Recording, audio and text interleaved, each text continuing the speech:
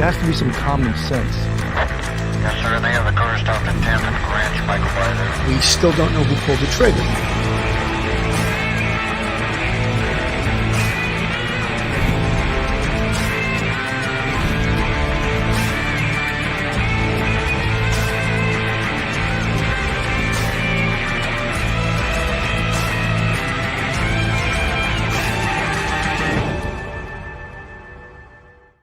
Hello, everyone, and welcome to Police Off the Cuff, Real Crime Stories.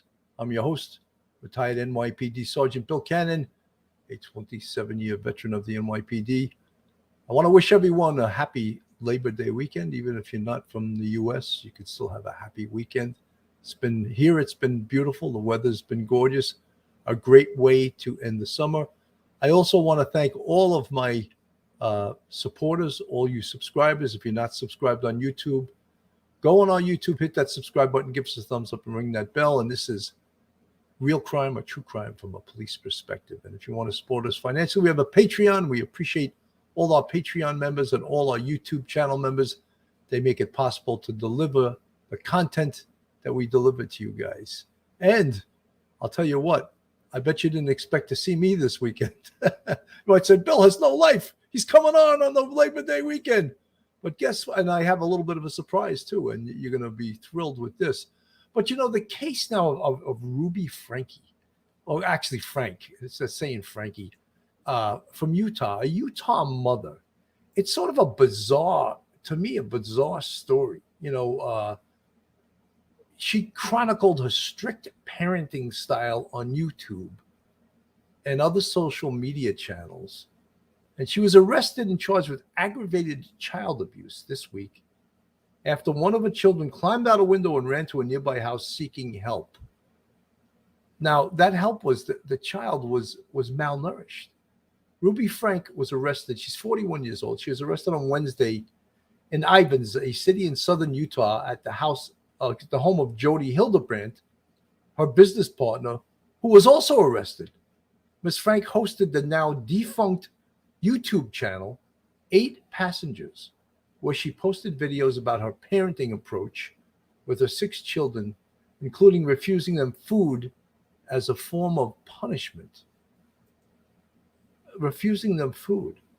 Ms. Franke and Ms. Hildebrandt, this is according to the New York Times, were each charged on Friday with 6 counts of aggravated child abuse, according to the Washington County Attorney's Office.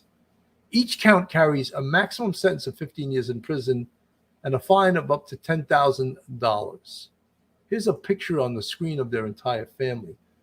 According to the affidavit, Ms. Franke's 12-year-old son, identified as RF in the document, climbed out a window at Ms. Hildebrandt's home and went to a neighbor's house on Wednesday morning asking for food and water. The child had duct tape on his ankles and wrists, as well as open wounds. He appeared to be emaciated and malnourished. The neighbor called the police, who then found Ms. Franke's 10-year-old daughter, Eve, at Ms. Hildebrandt's. She also appeared to be malnourished, the affidavit said. Both children were taken to a hospital. The boy was placed on a medical hold due to his deep lacerations from being tied up with rope and from his malnourishment. Ms. Franke was seen on YouTube video filmed in Ms. Hildebrandt's home that was posted 2 days ago. And Miss Hildebrandt, she's age 54, had knowledge of the abuse, malnourishment, and neglect. The 2 children were believed to be in direct care of Miss Hildebrandt. A search of Miss Hildebrandt's home found evidence consistent with the markings found on the 12-year-old, the police said in a statement. The police contacted Utah Division of Child and Family Services, and a total of 4 children were taken into the care of the Bureau of Child Welfare. Right now, I'm going to bring on one of my best friends, a great YouTube content creator in her own right, an actress, and a mother of 5. And I'm sure for Melanie Little, this really hits home since she is a mom. And to hear this type of child abuse, child neglect, it's pretty disturbing. Melanie, welcome to the show. Hi, Bill. It's so good to be with you today on this Labor Day weekend. How are you? I'm doing well, Melanie. You know, this is a bizarre story because, you know, people sometimes don't think that affluent people, educated people abuse their children. And this goes contrary to that, directly contrary to that. And it's pretty damn disturbing when you think about it, because not only was she not feeding her children and doing some neglectful and abusive things, but she was parading them on her YouTube channel for years. And I'm sure not many kids would like that. You know, she's parading their life, them growing up, they're going through this, they're going through that. A severe invasion of privacy. Your thoughts? Oh yeah, 100%. I mean, I had never heard of Ruby Franke since she was arrested a couple days ago, and I did a deeper dive into it. I did a show on it too, and just she calls herself Frankie, even though it's spelled Frank, Franke. So I just call her Frankie because that's what she calls herself. But she has been shoving a camera in these kids' faces since 2015, and I had never heard of her, and I guess you have never heard of her either, but she had between 2.3 and 2.5 million followers as what they call like a mommy vlogger, where she was, broadcasting her children's most embarrassing moments, their punishments. I mean, ever since some of them were born. And, there was a lot of controversy about her and her channel for a lot of years. And this is coming as not quite a shock to some who have been following her for a long time. But for those of us that have never heard of her, this is quite a bizarre story. And it just, I mean, look, child CA knows no economics. It crosses over cultural boundaries and racial boundaries and economic boundaries. It affects everyone. And it's such a widespread problem that this is really shining a light on it, and child exploitation and YouTube. And there's a lot of things going on here, and none of them are very good. Melanie, they used to call television the vast wasteland because there was so many channels, and it's even true today, but not as much because people have more choices, and it's not just the networks. When we grew up, it was CBS, ABC, NBC. And that was basically all you had. And then as they started adding channels. Anyway, I'm going to say that YouTube is a vast wasteland because anyone that wants to can put up a channel and, and maybe they're an expert, maybe they're not, maybe they're just entertaining. And it is but certainly Miss Franke, she had no license to give advice to anybody. She's not a licensed therapist, but yet 2.5 million subscribers watching this world unfold. And then with her company, which she's a partner with Jodi Hildebrandt, it was called, I don't have the name in front of me. Connections, yeah. Connections.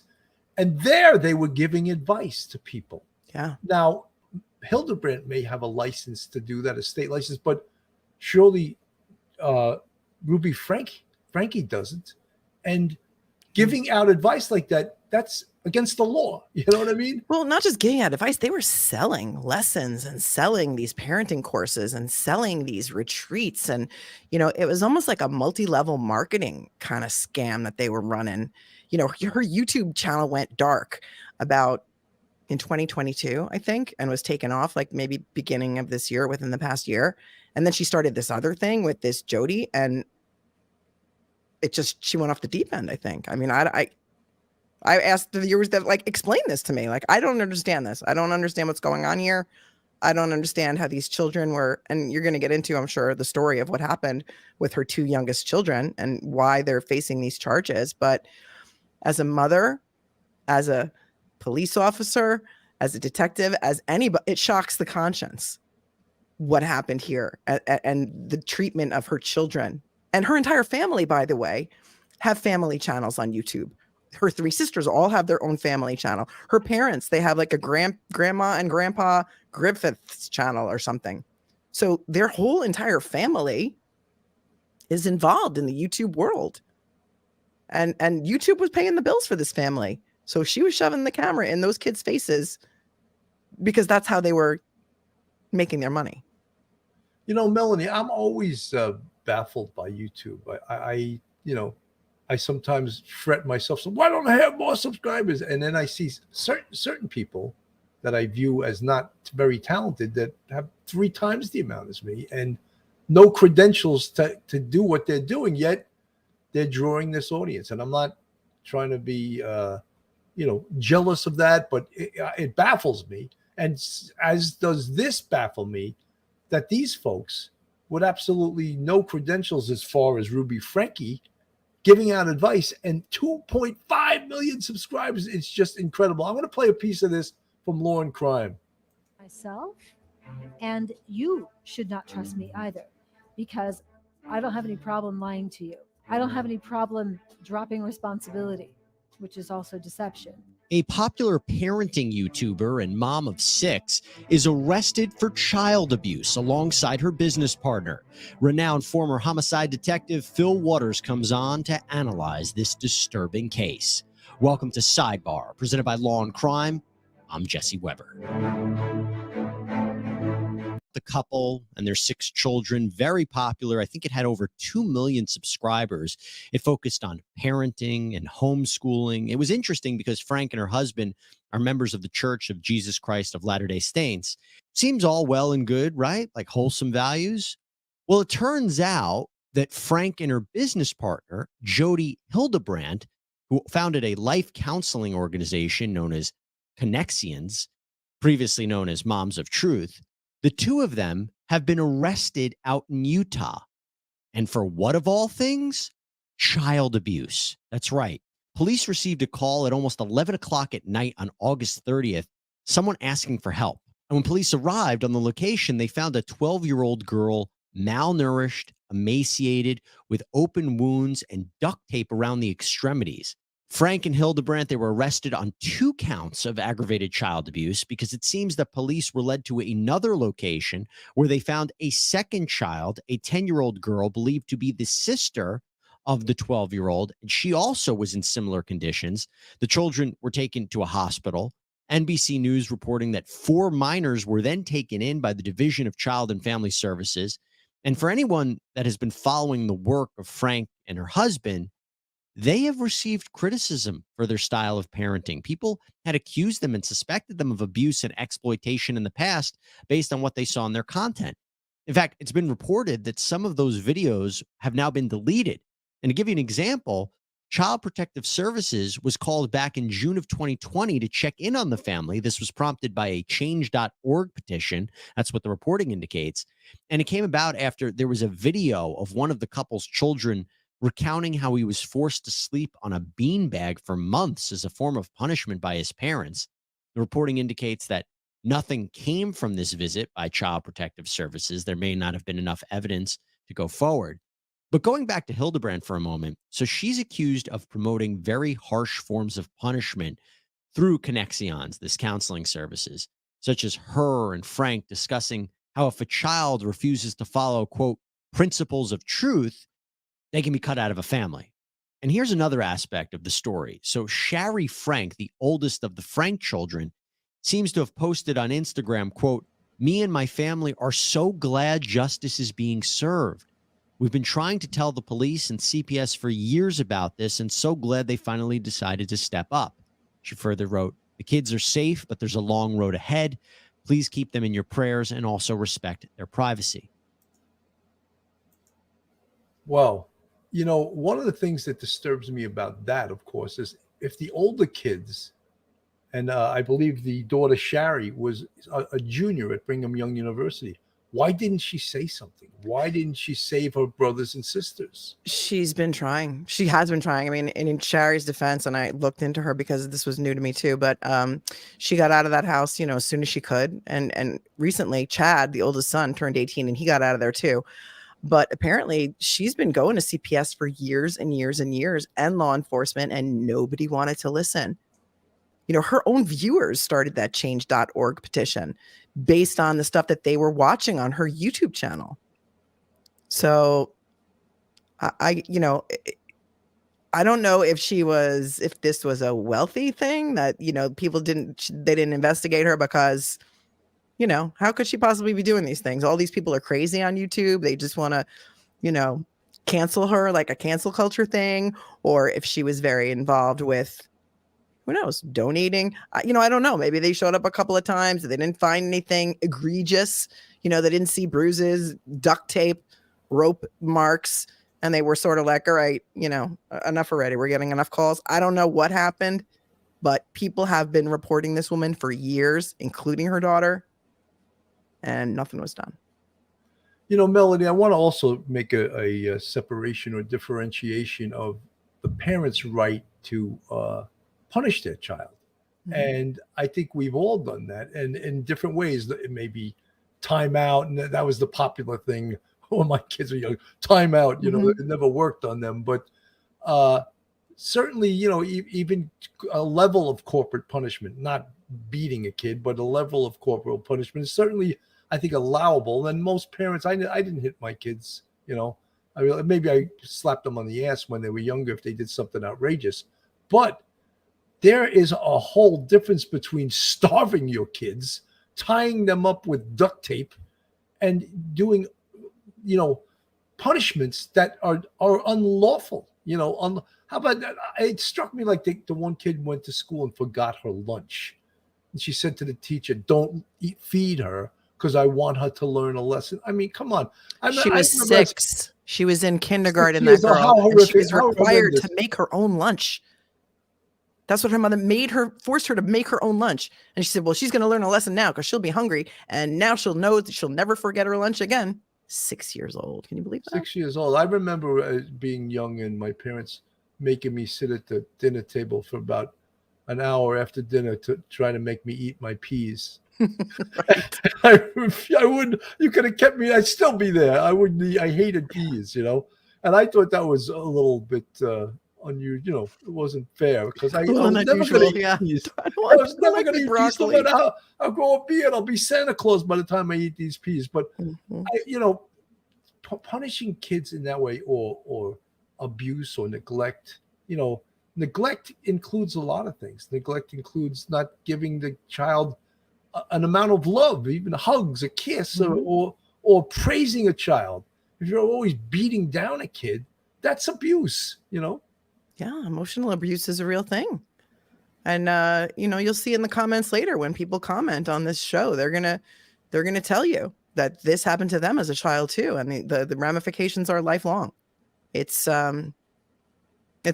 I just don't know how anybody could treat children that way, and to be promoting it. She didn't exactly promote, the duct tape and the rope and the torture, but this is eventually what happened.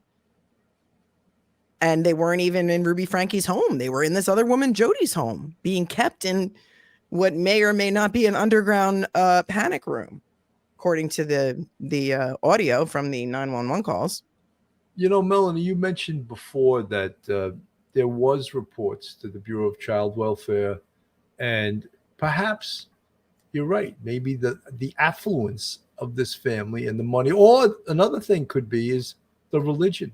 Yes. The Church of Latter-day Saints. That church is not a stranger to me and to hearing. So first of all, it's a Mormon religion. I'm not going to put down any religion, but don't they also allow polygamy in that religion? Yes, they do. And the laws in Utah are in alignment with the Mormon Church. It's a fact. The legislators are many of them, most of them are LDS, and they are LDS for Latter-day Saints. That's what Mormons are called. And they are making the laws. They are enforcing the laws. They have their own policies and procedures. And something else that I learned is that the higher ups in the Mormon Church are not mandated reporters when it comes to CA. So, here, if a teacher sees signs of abuse in a child, they're mandated to report that to the state or to what we call CPS.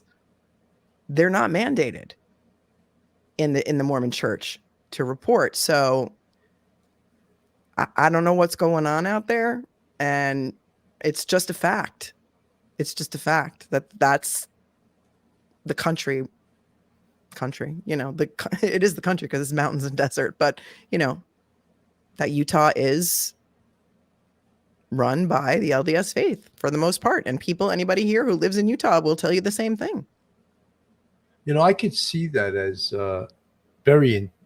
more than intimidating to the CPS, BCW, whatever you want to call it, Bureau of Child Welfare, Children's in Protective Utah, Services. Utah, they call it a DCFS. So it's the Department of Child and Family Services. Okay. So DCFS, I could see being intimidated by A, the affluence of the family, but mostly B, the church. Because if the church is that powerful, I could see the CFS, Child and Family Services, being extremely intimidated. And you know something, the intimidation goes right to the top probably of that organization, or even above the top of their organization to the political world, local politicians who may also be members of that church. And what does that do? Right. It protects abusers.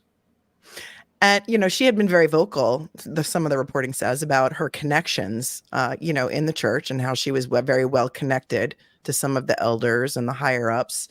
And not just intimidation. Let's say, what if it was run by, people who believe in this type of thing, or, protecting their own. And you see that in a lot of things, not just this religion, a lot of religions. We see that in a lot of other, law enforcement, judges, people protecting their own. We're not new to this. Melanie, part of my job as a sergeant when I was on patrol for the NYPD was going to homes where there was suspected child abuse. And my job was to make an assessment. And if necessary, I had the power to remove the children. And I had done that on numerous occasions. And if it warranted, I would arrest the parents or the abuser, whoever the abuser was.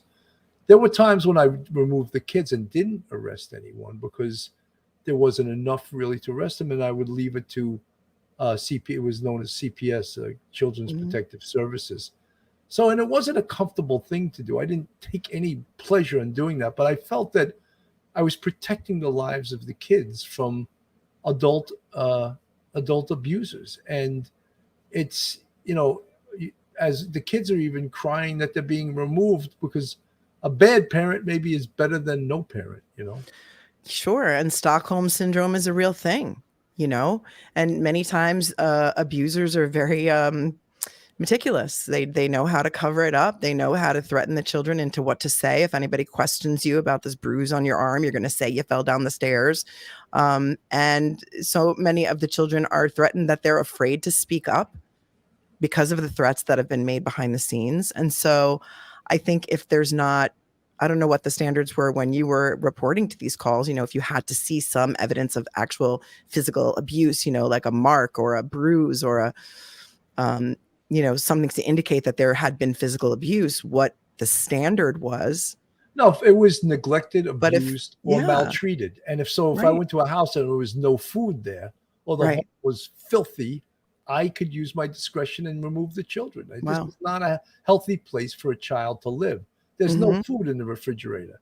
The place is uninhabitable, and I would have to use my discretion. And look, I hated to walk away from something like that and then wonder if the next morning I would get a call from the precinct and said, remember that case you went to last night? Well, the kids are dead now. I didn't ever want to hear that. So I erred on the side of protecting the kids, Sure. And they show up to Ruby Franke's mansion because she has boasted about making millions on YouTube, millions, before she gave it up to do this thing with Jodi. They show up to this, mansion. I'm sure there's plenty of food in the house. The kids are probably just not allowed to eat it because, but, they're like, oh, come on, they look fine to us. Maybe I don't know what went wrong here, but I think there were a lot of failures along the way. And I think there's so much more to this story that's going to come out. 100%. Unfortunately. Let me play this little piece here from the news. Police say this is the house a young child escaped from and went to a neighbor's house asking for food and water. They said that child was severely malnourished along with another one they found inside the same home. Now, we talked to neighbors in this area and they said that they don't really know the homeowner of this home very well, but she's in business with a woman who has gained a huge following online with YouTube videos getting hundreds of thousands of views. So being a mom's a full-time job, but Popular Utah family vlogger Ruby Franke was arrested Wednesday. The 41-year-old mother of 6 is known for sharing clips of her children's daily lives on their now defunct YouTube channel, 8 Passengers.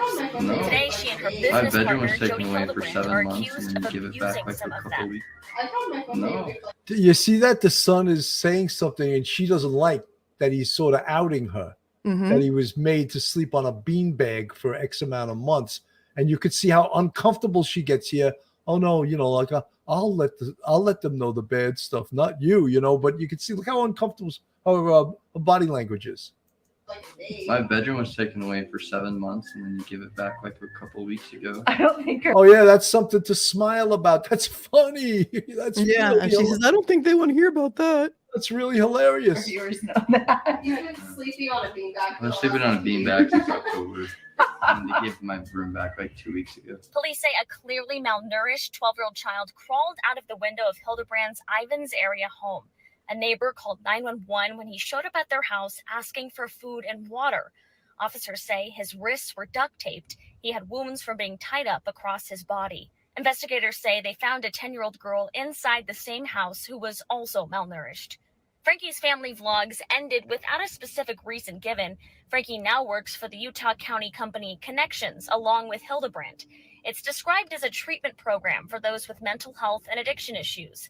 Connections has been the subject of a lot of controversy, specifically for its teachings on parenting. Many of Franke's siblings are also online content creators. Her sisters released a social media statement saying, quote, Ruby was arrested, which needed to happen. Jodi was arrested, which needed to happen. The kids are now safe.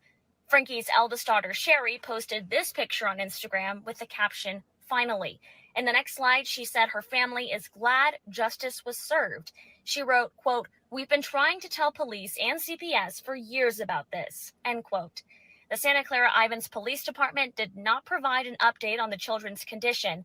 According to the Washington County Sheriff's Office, Franke is still in custody. At this point, we know the Santa Clara Ivins Police Department is working with the Springville Police Department on this case. We will continue to bring you updates as we get them, both down here in southern Utah and up in Utah County. Shelby Lofting. First thing I notice when I look at that house, to me, it looks like a multi-million-dollar house. Like It is. I Zillowed it. It looks like about a $3 million house. And I'm like, oh, so she's living in this $3 million house, but she can't feed her children.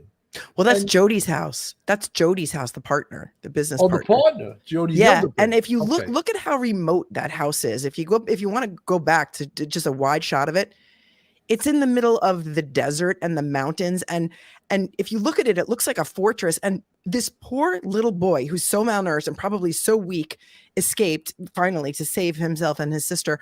Where did he even climb out of? Those windows look like they're all, boarded up and gated up, and how far did he have to go to get to the neighbor's house where he knocked on the door asking for food and water? This whole thing is shocking to me.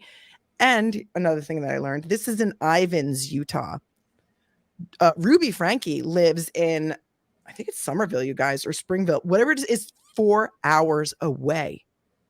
That's where her other kids were. 4 hours away from this woman's house. So who's taking care of her? It's not like they were nearby. Who was taking care of her other children? Nobody. Neighbors have reported that she left them alone for weeks. While she went on retreats, she papered up her windows in her house, Ruby Franke did. Yep. There was a big story in Rolling Stone about it. Absolute insanity. Melanie, as we were talking about before, people that give advice or professional advice, they really should have professional licenses, and obviously Ruby Franke does not. And you said that Jodi Hildebrandt does, but I think that she almost lost her license recently. Go ahead. She did, yeah. I forget when this was, but I read some stories about her breaking privilege, and she actually she had a patient who was addicted to pornography, and without the patient's consent went to the elders of the Mormon church and sort of like ratted this guy out. And that was a big ethical violation. She's had some issues. She also was the therapist for Ruby Franke's oldest son. I mean, you want to talk about conflicts of interest all over the place and ethical violations, and don't even get me started on this one, because I don't get it. Bill, who's taking advice from this woman? But then who's, to me, what that says to me is that someone is protecting them. They've obviously been in violation of the law. They've had this CA problem for a long time, and nothing's been done about it. Perhaps, as we said before, affluence is intimidating, and perhaps, and I don't have insider information, but the power of their religion, of their church, maybe protected them. And that, if that's true, but it's very difficult to uncover, as you know, you've done investigations against the biggest church on this earth. That's right. And very tough to take them down when they have the power and the money to even back up criminals things. Sure. To pay people off, to cover things up, to, convince parents not to go to law enforcement. I mean, that diocese was a whole, thing unto itself with the policies that were in place. I mean, what we uncovered was a huge scandal, but it's going on everywhere. It really is. And who's to say if it was going on in this case or not? But it's insanity. It 100% is. And let me play a little bit of this here. For her strict parenting style, now under suspicion of child abuse. ABC's Zareen Shah is back with more on that. Zareen, good morning once again. Yeah, well, this is just a shocking story. And for the first time, we're hearing 911 responders and their horrifying descriptions of that child. And the mom of that kid touting herself to millions as being a parent coach that others should emulate. And my kids are literally starving. I hesitate to say this because it's going to sound like I'm like a mean barbarian. This morning, a Utah mom influencer arrested, facing 6 felony counts of aggravated child abuse. For the first time, we're hearing emergency responders as they see one of Ruby Franke's children after he allegedly escaped through a window. Female does have duct tape around each ankle. He's not telling the RP why. And said that there's sores around his wrists and ankles. The RP is becoming emotional regarding the child's health. I'm going to go ahead and have medical state on this one. Arrest documents saying the child escaped to a neighbor's home. The 12-year-old child described by that neighbor in a phone call to police as emaciated and malnourished with open wounds. Court documents also describing deep lacerations from being tied up with a rope. He's also saying that there's 2 of his sisters are back at the home as well. Police say they also found Franke's 10-year-old daughter malnourished. Franke is known for her strict parenting advice to millions of TikTok and YouTube followers. The mom of 6 previously received criticism online for some parenting tactics, seen in a now deleted YouTube video saying she has kept food from her kids. I'm not even going to let you eat breakfast until you get your chores done. Experts. That's pretty sick, isn't it, Melanie? I mean, you can't eat? How is that okay to deny your kids food? How is that? Oh, it gets worse, Bill. It gets worse. Well, look, I mean, the other things that she was, saying, she was going to cut off the girl's stuffed animal's head because the girl, I can't remember, she was very, very little and she was cutting things with scissors. And the mother said, if you cut one more thing of mine, and she took the Beanie Baby or whatever it was, and she had a pair of scissors to its thing. She said, I'm going to cut the head off your Beanie Baby.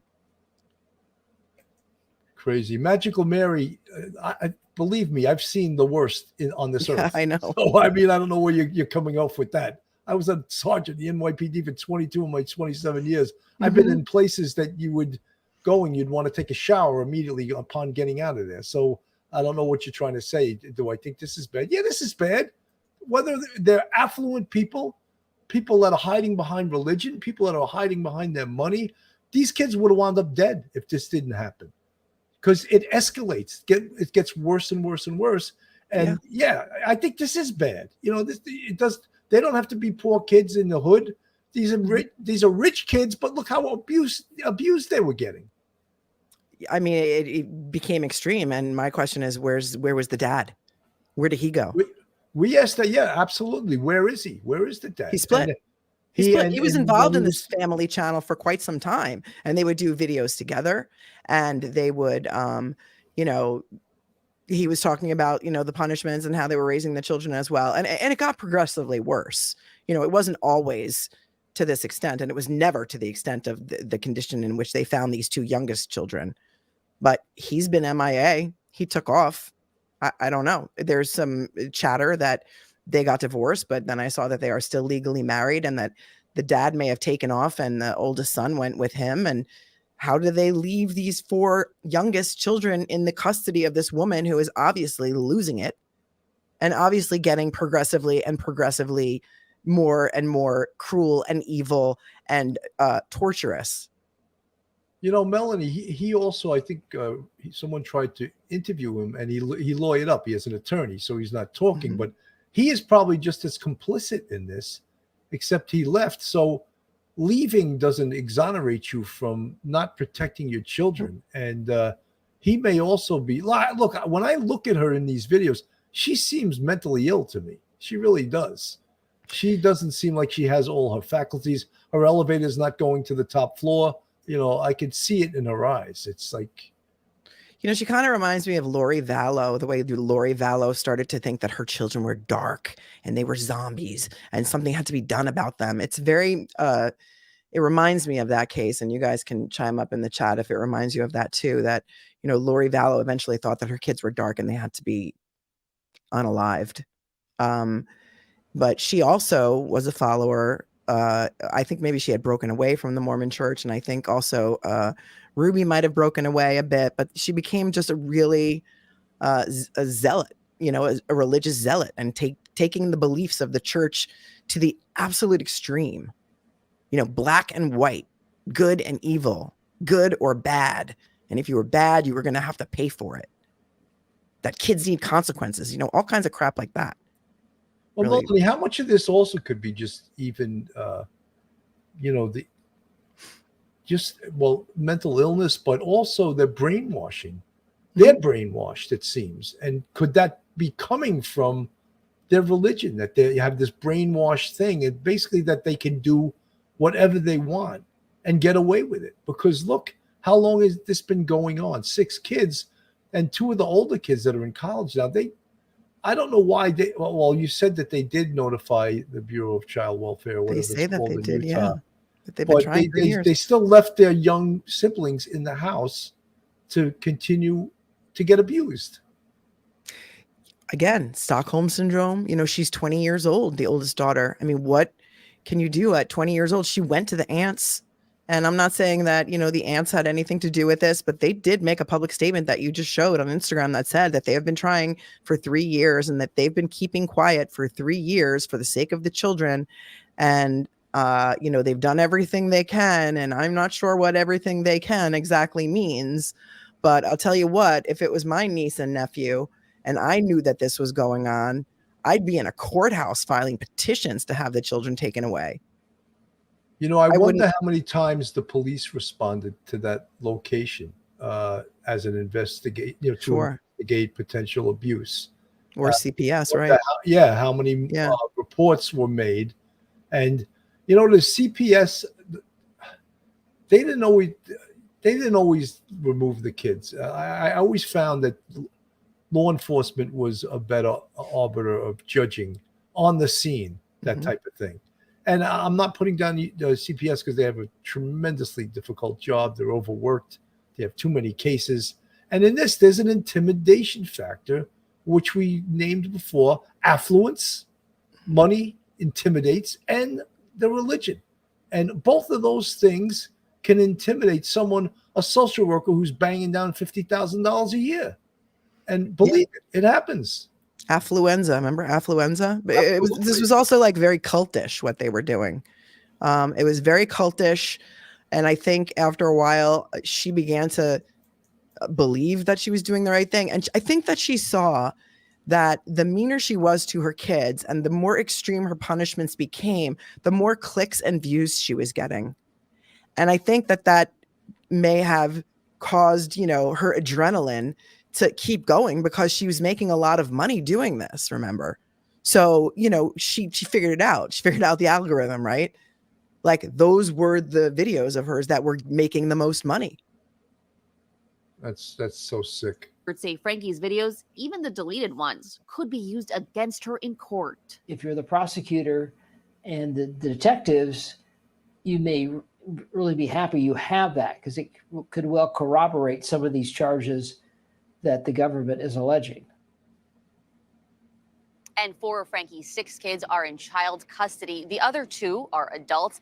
Now, it's unclear when her first court appearance will be, but likely all eyes will be on her when it happens. Janae? A really shocking and disturbing case, Zareen. Thank you for that. It is shocking and disturbing. And I wonder, in a case like this, will she get away with it?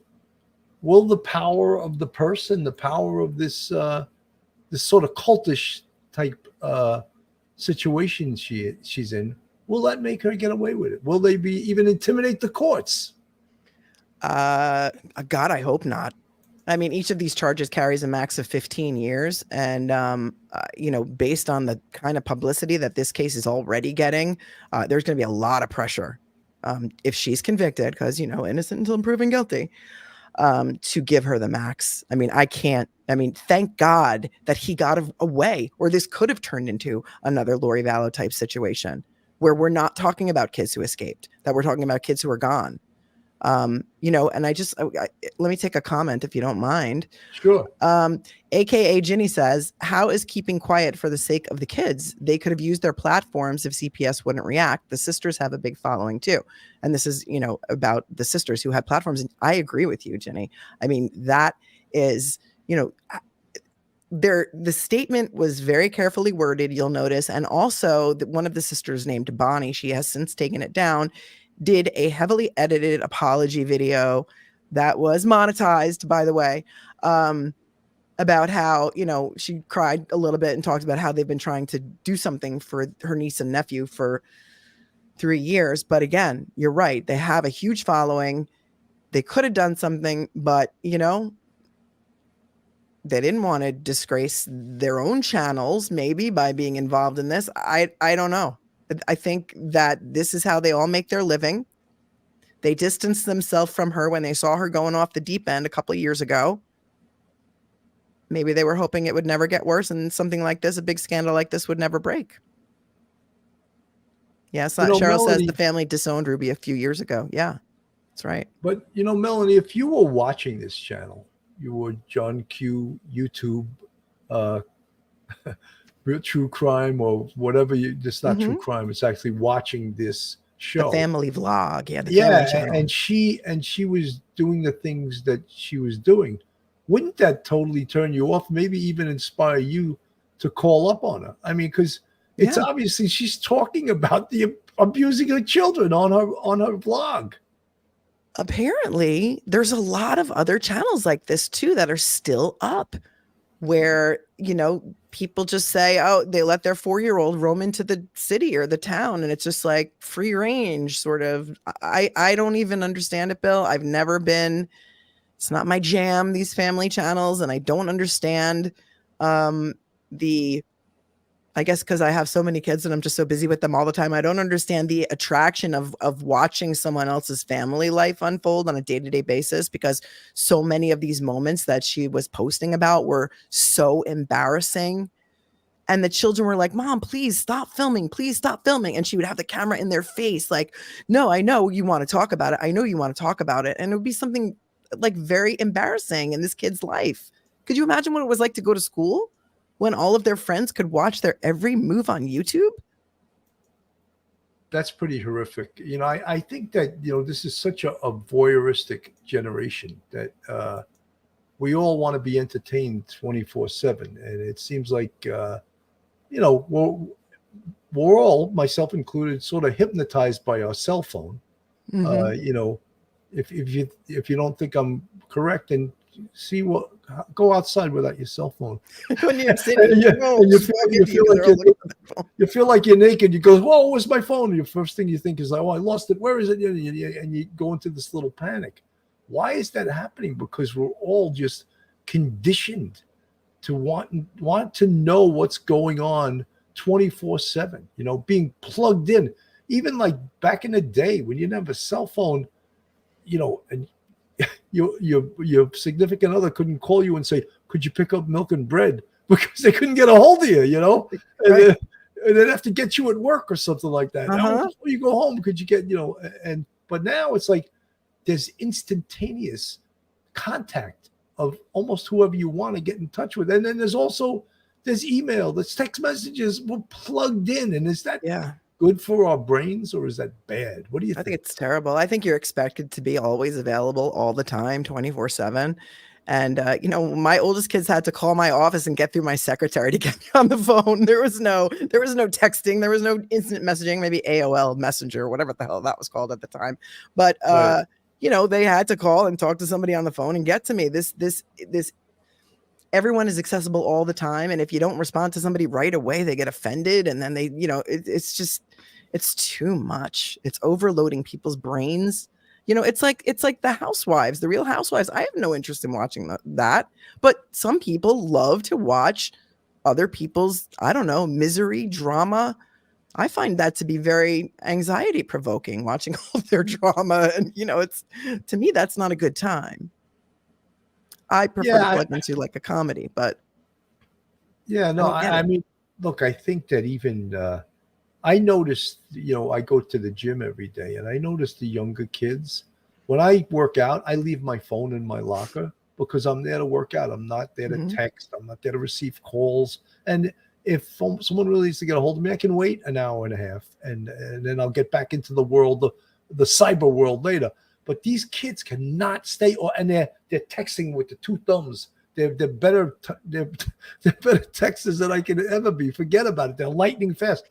But dude, work out. You're here to work out, not to be on your damn cell phone. And it's really pathetic, to tell you the truth. You're going to the gym every day. Can you go for me too? Yeah. I'm proud of you, Bill. That's amazing. Well, I try. Yeah, I know. And plus, if you have your phone, it's interrupting your workout anyway. So you're just like, why are you even at the gym if you have to keep stopping to look at your phone? It makes no sense to me. Yeah, Aunt Phoebe says, Melanie, it's what a sick mind wants to see. Children abused. Yeah. Imagine here's the video of Bonnie. You have it. Good. The thing that we It was taken ultimately down. care about is that our nieces and nephews are safe, and they are. And that is the only thing that matters to any of us. It is going to feel weird for me to move forward. And I think, do I just move forward? Pretty incredible right there. And Franke and Hildebrandt, they were transported to and booked into the Washington County Jail. They're both currently being held without bond.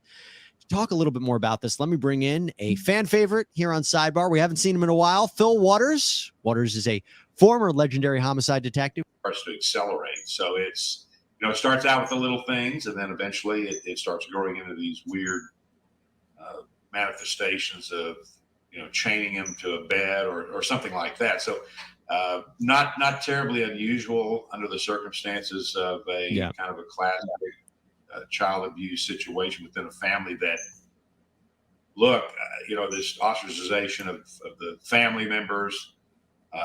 We hear a lot of these stories regarding people that are Mormons, where there's a break with children in the philosophy of that particular church, and they are ostracized. I think we've heard stories like from the Osmonds, that kind of a situation. So, it's just it's a cultural thing, but in terms of I do want to be careful because I'm not going to group all people that believe in a certain faith as not at all.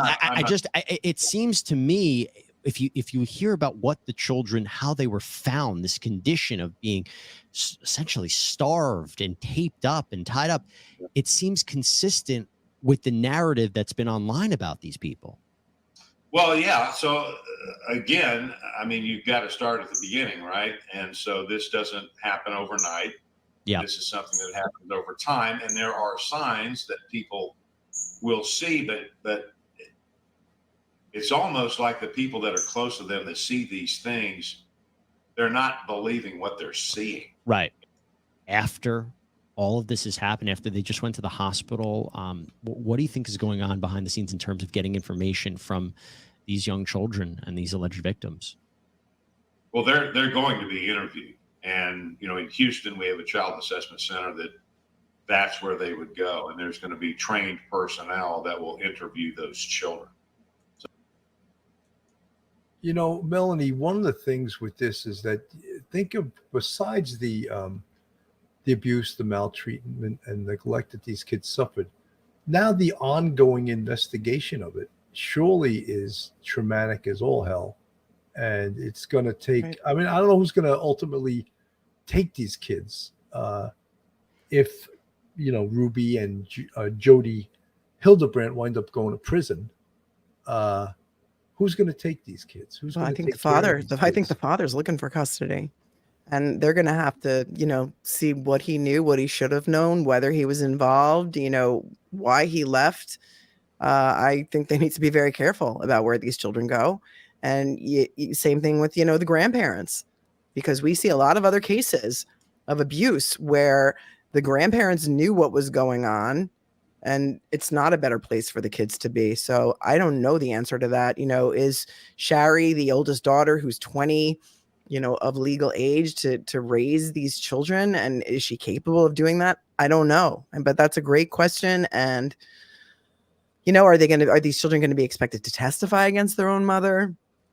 There's a lot of really, really sad details to this. Yeah, 100%. Folks, this is Police Off the Cuff, real crime stories. If you like real crime, a true crime from a police perspective, then go on our YouTube, hit that subscribe button, give us a thumbs up and ring that bell. If you want to support us, we have a Patreon with 3 different levels and a YouTube channel memberships with 5 different levels. And you see the folks in the green font. They're part of our YouTube family, our channel, our friends, our subscribers, and our fans. And we appreciate every single one of them.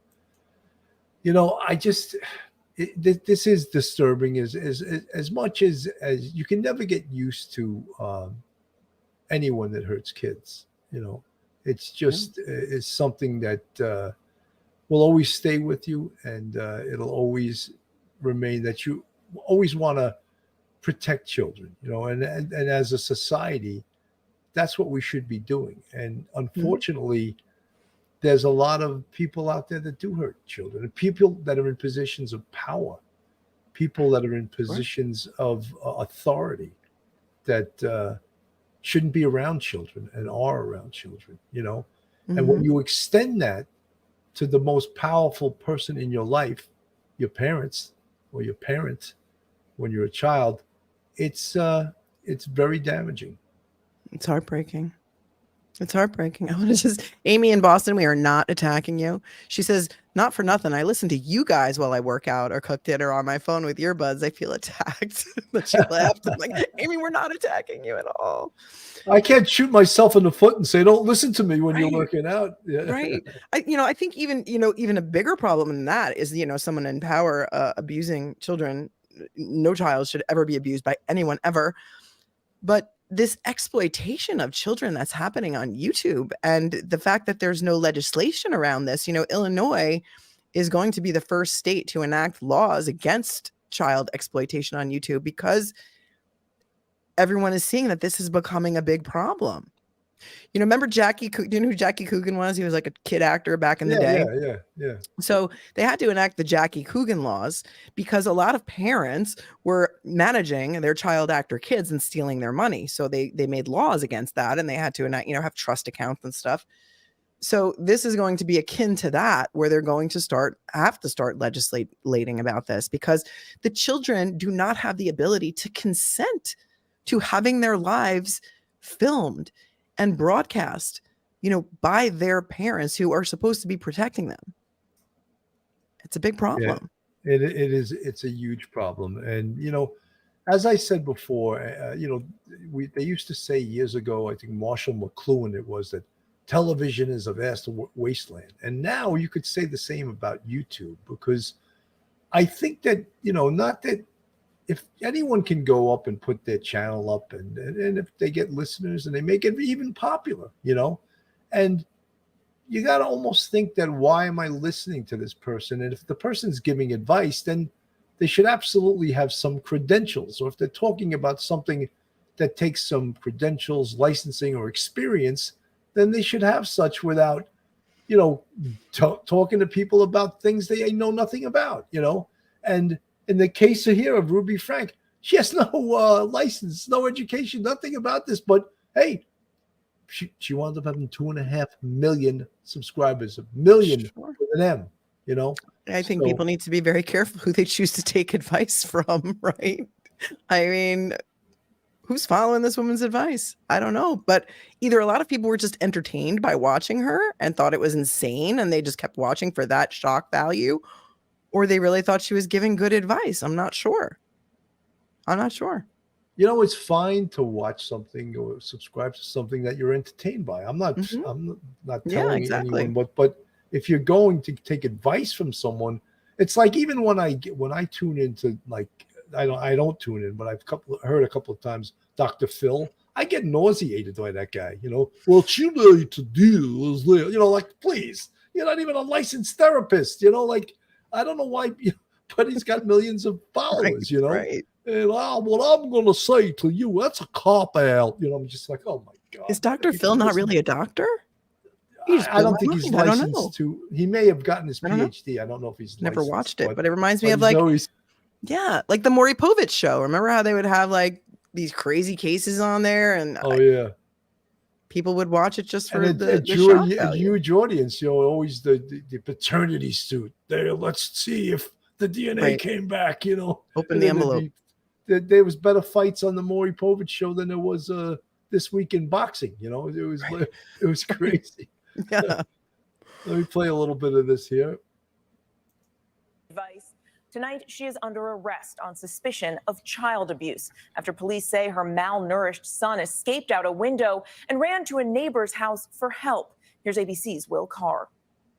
For years, Ruby Franke dishing out harsh parenting advice to millions on YouTube and TikTok. My kids are literally starving. I hesitate to say this because it's going to sound like I'm like a mean barbarian. The Utah mother of 6 who promotes herself as a parenting coach online, facing backlash for tactics like withholding food from her kids. I'm not even going to let you eat breakfast until you get your chores done. But tonight, Franke and her business partner, Jodi Hildebrandt, seen giving advice in this video, are charged with aggravated child abuse after police say Franke's 12-year-old son climbed out of a window at Hildebrandt's home, according to an affidavit. A neighbor reporting the boy asked for food and water and appeared to be emaciated and malnourished, with open wounds and duct tape around the extremities. And police say he had deep lacerations from being tied up with rope. Inside the business partner's home, police say they found Franke's malnourished 10-year-old daughter. Authorities say 4 children are now in the custody of Family and Child Services. So far, there's been no comment from either of the women. Franke's family is speaking out. Her 20-year-old daughter says that she wants for people to unfollow her mother, and her sister says they did everything they could to help the kids, and the arrest needed to happen. Mary. Just awful, Will. Thank you. Crazy, you know, it's just nuts. You never know what's going on in somebody else's house, but if you see something, you should say something. You know, that's the theme that came from 9/11. You know, yes, and it was that saying, "If you see something, say something." Right. And that goes for. And you mentioned mandatory reporters earlier, and of course, it's police, firemen, medical personnel, teachers, all the people that come in contact with children in their everyday work and their jobs. They are mandatory reporters, and if they don't report and they see something, it's a misdemeanor. It's actually a crime to not report it. But I could see the intimidation factor in this case. We mentioned, you know, you said affluenza and that, and the religious aspect of this. You know, look, I had Lizzie Herzberger, who wrote the book Behind the Blue Curtain. I'm friends with her. I interviewed her a couple of years ago. I'm still friends with her, and she watches this show every once in a while. That was a horrific situation in the Amish community, what was going on. And she had the bravery, and she wrote a book about it, and she actually testified and prosecuted and still cooperates for the essay that's going on in the Amish community. And she's a very brave person. If you haven't read her book, Behind the Blue Curtain, Lizzie Herzberger, it's great. I was one of the first authors that I interviewed, and I read the whole book. And she's a hell of a nice lady, brave lady, and she still takes that whole situation as her own cause celeb, and helps other people that are in the same situation she was in as a 14, 15-year-old girl.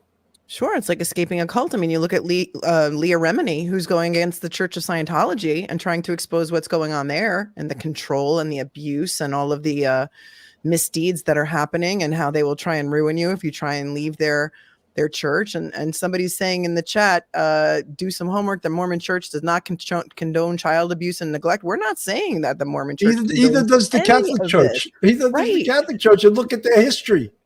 I think that what we're saying here is that religious zealots of any form, of any religion, go back to the Catholic religion too. It's based on fame, shame, fear, and guilt.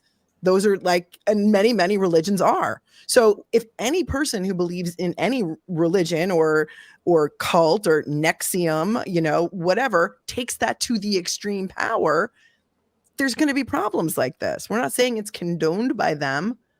They did do this all on their own, 100%. But somebody who's already going off the deep end may start to sort of normalize this behavior and think that what they're doing is in the best interest of their children in some bizarre, twisted way, if you know what I mean. Absolutely. And we're not putting down any religion, but just the power that's executed by religions, and the secrecy, right, and the shame, and the trust that people give others in the clergy. And then when it's violated, it's very difficult for people to go against that power. And that's all we're saying. And we're not pointing at any specific religion, because they're all guilty. They're all guilty of it. Anybody who abuses a child is guilty. But when they start hiding behind these beliefs that they think are a proper way, to discipline or to that's a major problem. And we saw that with Lori Vallow.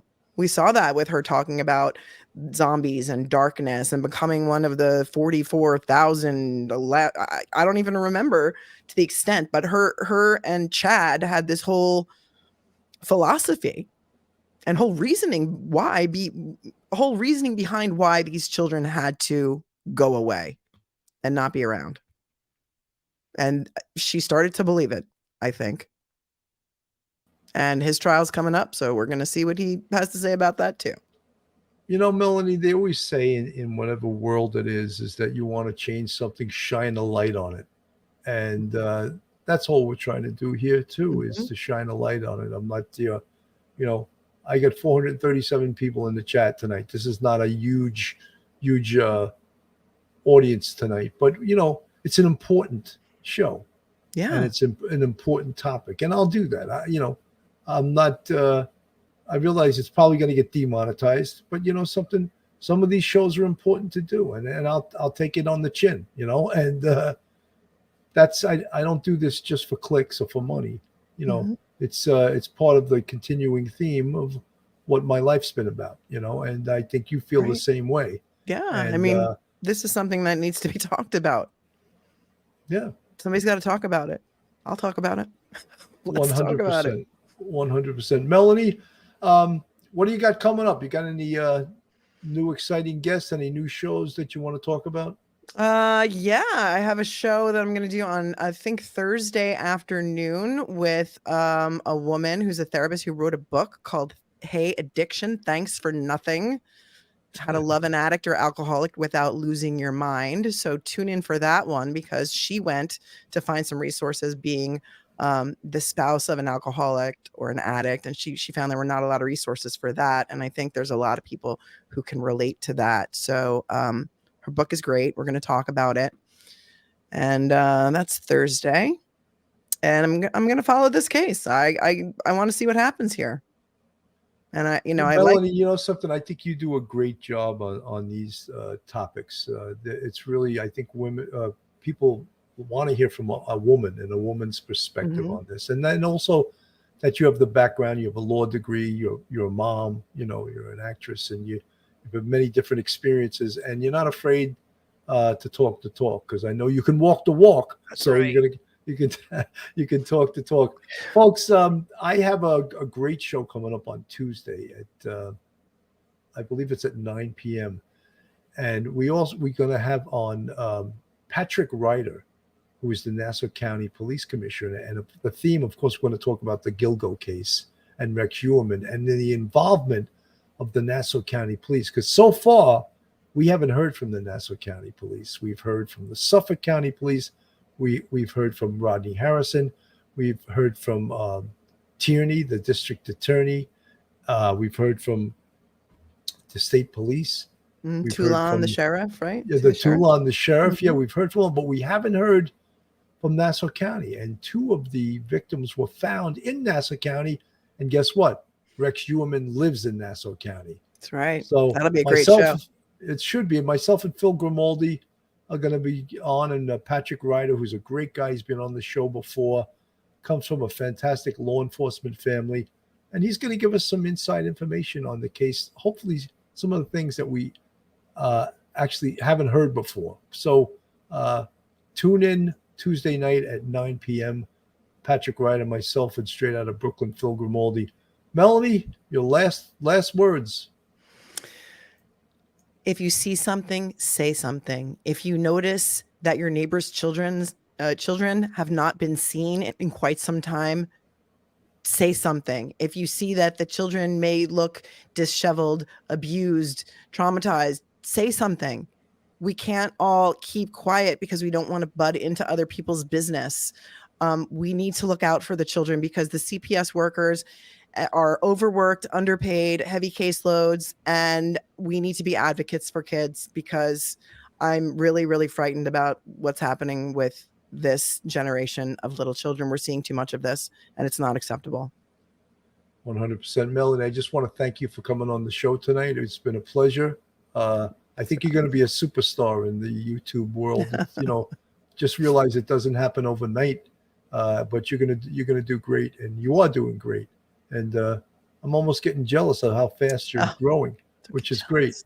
I'm not jealous. I'm just kidding. There's enough viewers for everybody. Everybody's different. Everybody has a different channel. And, somebody said, oh, you're trying to be like this person. I don't even know who that person is, number one. And number two, I have a totally different style, just like you have a totally different style. We do have a lot of the same viewers that cross-pollinate. Yeah. But, we're all very different. And that's why we like to do shows together, because a lot of times I'm your devil's advocate. That's right. So, no one ever says to me, Melanie, no one ever says, Bill, you're trying to be like someone else. No, like another cop, another detective show or another, not Duty Ron, but like other guys like that, does anybody ever say that to you? No, because you are Not definitely really, no. very unique. You have your own I'm style. trying to be unique and have my own style, even if sometimes I say things that people don't like, but that's, something I always say, Melanie, for 27 years, I kept my mouth shut in the NYPD because I wasn't allowed to talk. Now, I'm not keeping my mouth shut anymore. So, and we're listening to you, Bill. We are listening. We're here for it. This is Police Off the Cuff Real Crime Stories. Thank you so much for tuning in tonight. On behalf of myself, Bill Cannon, and Melanie Little, have a great rest of your Labor Day weekend, and God bless. Night, everyone. One episode just ain't enough.